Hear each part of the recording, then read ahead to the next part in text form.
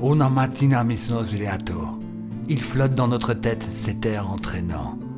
Une fois de plus, Netflix a fait un buzz monstrueux grâce à La Casa de Papel. Si vous avez adoré l'histoire de ces braqueurs espagnols, vous n'êtes pas indifférent à l'hymne de leur aventure.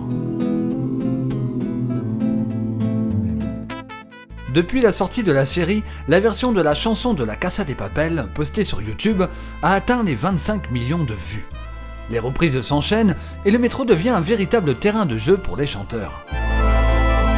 Pourtant, ce titre n'est pas du tout espagnol et il ne date pas d'hier, et en voici son histoire.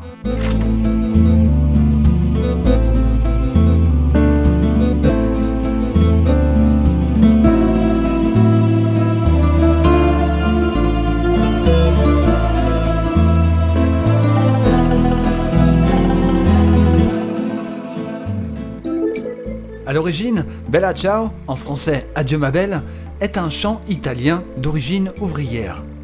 Il était chanté au XXe siècle, à l'origine par une classe de femmes pour se plaindre de leurs conditions de travail. Les saisonnières travaillaient dans des rizières, courbées toute la journée, dans l'eau jusqu'aux genoux, sous le regard et les brimades des surveillants. Durant la Seconde Guerre mondiale, la chanteuse et résistante Giovanna da Fani enregistre une version de la chanson. Les paroles sont ensuite modifiées par les Italiens résistants contre Mussolini et Hitler. Depuis, la chanson a été adoptée comme hymne par de très nombreux mouvements politiques de gauche et une majorité de groupes communistes et dans de nombreuses manifestations qui se revendiquent résistantes. Progressivement, Bella Ciao sera reprise un peu partout dans le monde. En 1948, un groupe d'étudiants entonne le chant lors d'un rassemblement communiste à Berlin. Gros succès. Du coup, le chant est traduit dans plusieurs langues et devient l'un des symboles de mouvements communistes et des mouvements révolutionnaires en général. On le chante à Cuba, au Chili, en Espagne, en France et même en Belgique.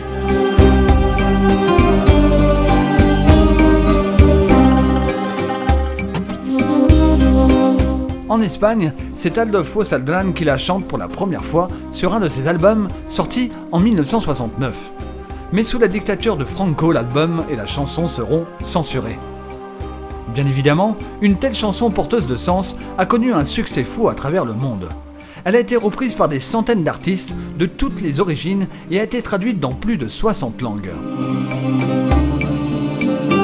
Il en existe des centaines de versions. Yves Montand, Goran Bregovic ou encore Manu Chao l'ont chantée.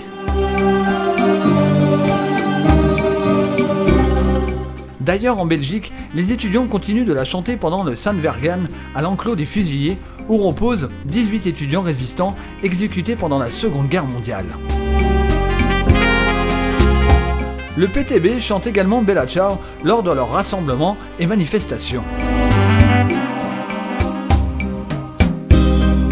Ce chant traverse donc les âges et reste plus que jamais un hymne à la résistance et aux révolutions, qu'elles soient sociales, culturelles ou politiques, et il est probable qu'il continue à être chanté dans les années à venir, surtout dans les séries et des films comme La Casa de Papel.